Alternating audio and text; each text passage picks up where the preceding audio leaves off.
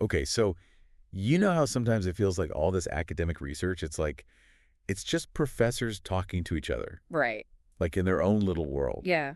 What if I told you there's this whole movement, like pushing for research to have an actual impact on the real world, like beyond just, you know, citations and publications and all that? Yeah, for sure. That's actually what we're going to be looking at today with this paper called Scholarly Impact, a Pluralist Conceptualization. Okay. It's by Aguinas, Shapiro, Antonokopoulou, and Cummings. Oh, wow. Yeah, that's a really interesting paper. Yeah, I thought so too. It's a pretty big shift in thinking, Yeah. for a long time, especially in US business schools, like the focus has been so narrow, right? It's Yeah. like publish or perish, get your research into a handful of top-tier journals, and Yeah. that's like how you measure success, but this paper like challenges that. Right. And I think that's why it's resonating with a lot of people. Yeah, I can definitely see why. It's like we all kind of intuitively get that knowledge. Hmm. It should be useful, Hmm. right? It shouldn't just be gathering dust on a shelf. Right, exactly. But how does this paper actually propose we change things? This pluralist conceptualization. Yeah. What does that even mean? It's actually surprisingly straightforward. Okay. So instead of just like, focusing on how many other academics cite your work, Right. a pluralist view, it considers the impact your research has on a much wider range of people. Okay. So think like students, business leaders, policymakers, even the media and like society as a whole. Wait, so you're saying Yeah. instead of just aiming for publications in these journals, I Yeah. should be thinking about how my research could Yeah, help executives make better decisions exactly. or even inform public policy debates. Yeah, totally. Okay. And here's the really interesting part. Okay. So you might think that focusing on this broader real world impact would actually hurt your chances of getting published in those prestigious academic journals. Right.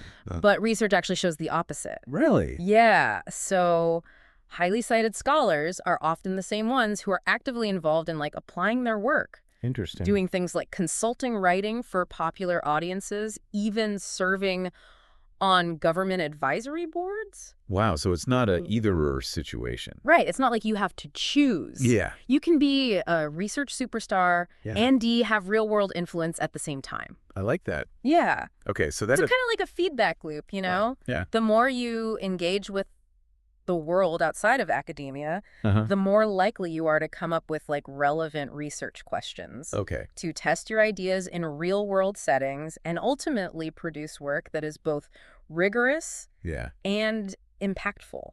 I like it. Yeah. Okay. This is making me think about my own work in a whole new light. Yeah.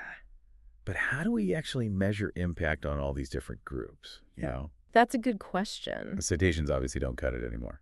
No, not really, right? We need a more diverse toolkit. Yeah. So instead of just counting citations, we could look at things like how often a research paper is used in teaching, Right. how it influences business practices, Uh-huh. even how it shapes public discourse through media coverage. Okay. So yeah, For example, give me an example. yeah, with executive students, you could measure how your research changes the way they approach decision-making in their companies.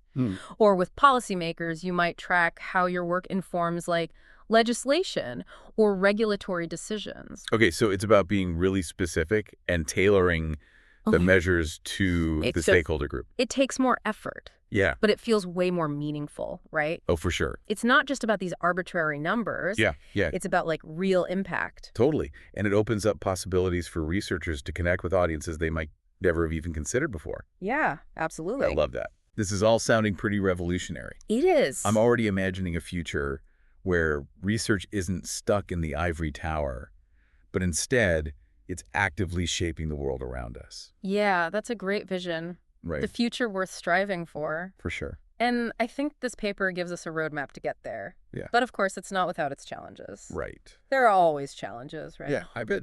Let's dive into those challenges in the next part, shall we? I'm ready when you are. Okay, cool. This is getting really interesting. It is. I'm Yeah. excited about this one. Me too. All right. Let's do it.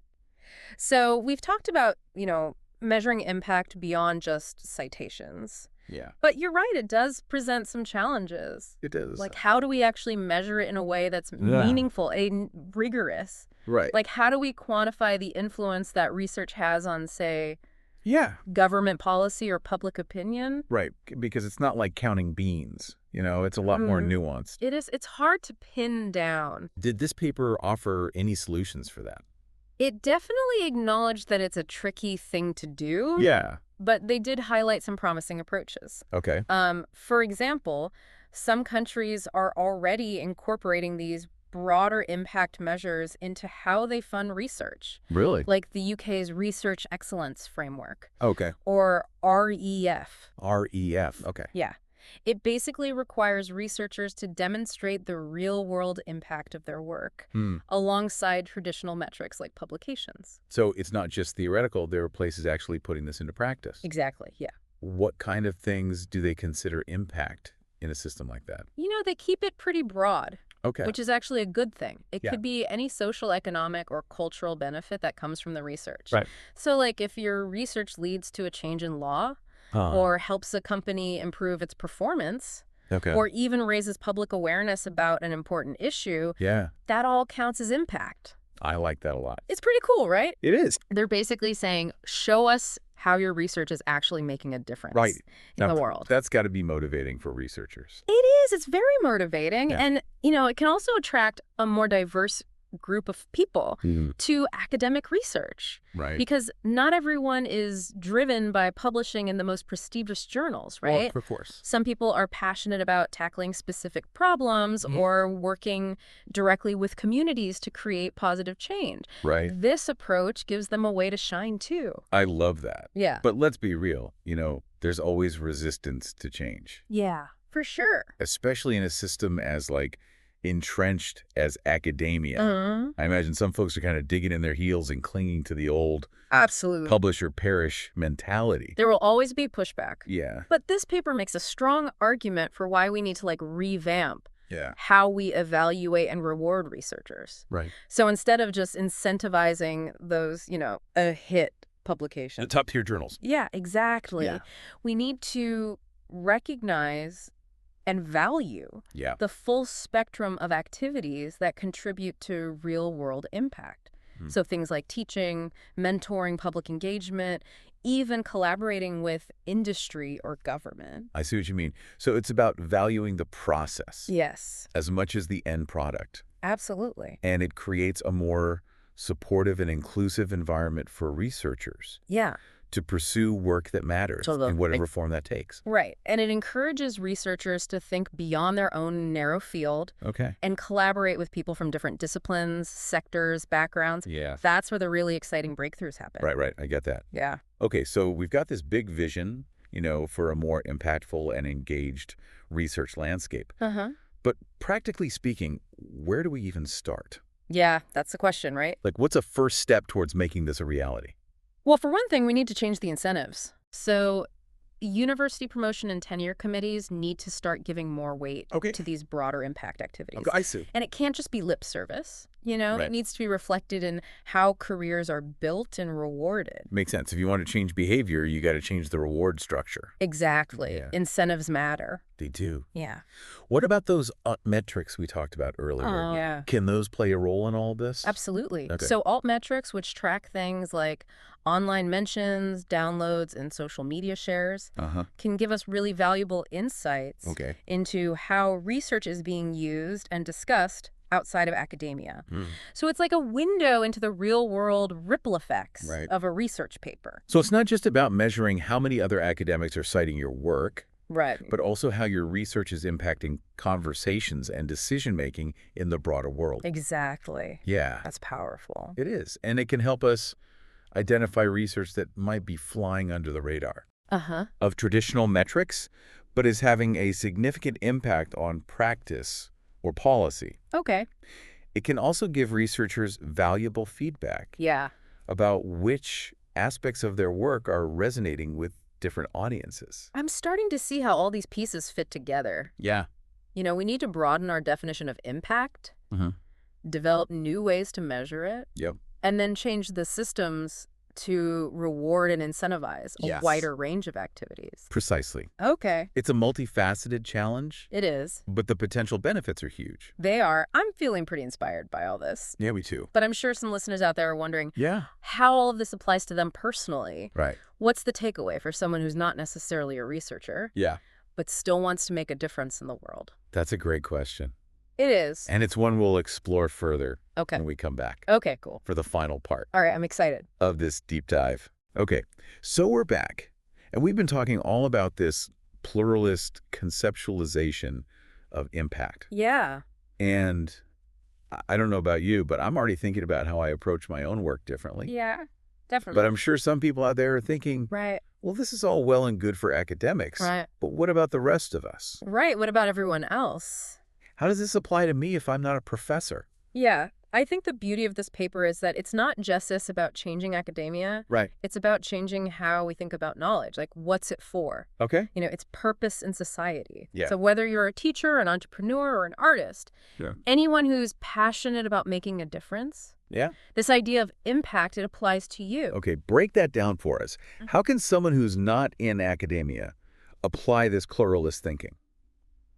I think it starts by asking yourself, like, Yes. what kind of impact do I want to have with my work? Right. Like, what problems are you passionate about solving? Who are the people you want to reach? Yeah. And what are your unique skills and knowledge that you bring? Yeah. What do you bring to the table? Yeah, exactly. And once you have a clearer sense of those things, Uh-huh. you can start to think about, okay, how can I create work that is both meaningful to me Right. and D, has a positive impact out there in the world, Right. on other people, on society. I love that it's like aligning your passion with your purpose. Exactly. But how do you actually measure that impact outside of academia? Right. You need different tools. Yeah. Because not everyone's got a citation count. Exactly. It's not about citations anymore. Right. It might be about tracking how many people you reach with your message, Okay. how many lives you touch, what concrete changes you're able to, like, bring about in your community. So maybe you're a musician who writes songs that raise awareness about social justice issues. Yeah. Your measure of impact might be how many people hear your music, how it inspires them to get involved, or even if it, like, influences policy changes. Wow. That's so powerful. Yeah, it is. I love that. It's about getting creative with how you define success, you know? Yeah. And making it relevant to your own goals and the change you want to see. And I think this is even more important outside of academia, I agree. where there's not as much pressure to publish, you know. Totally. It's about taking ownership of your impact Right. and being intentional about the kind of legacy you want to leave behind. I love that. And, you know, impact doesn't always have to be on this huge scale. Oh, for sure. Sometimes it's the small things. Absolutely. One person at a time. The one-on-one connections. Yeah, one conversation at a time. Right. That can make a huge difference. This has really been a thought-provoking deep dive. I really enjoyed reading this paper. Me too. As we wrap up, is there one key takeaway you hope listeners will walk away with? I hope people feel empowered, you know, Okay. to think bigger and bolder about the impact they want to have. Whether they're working within academia or forging their own path, I think this paper gives us a framework, but ultimately it's up to each of us to decide how we're going to use it to actually make a difference in the world. Beautifully said. And for all of our listeners out there, Yeah. we want to hear your thoughts. Yes. What resonated with you most from today's deep dive? Tell us. How are you thinking about impact in your own life and work? We'd love to hear from you. Share your reflections in the comments. Yeah, let's keep this conversation going.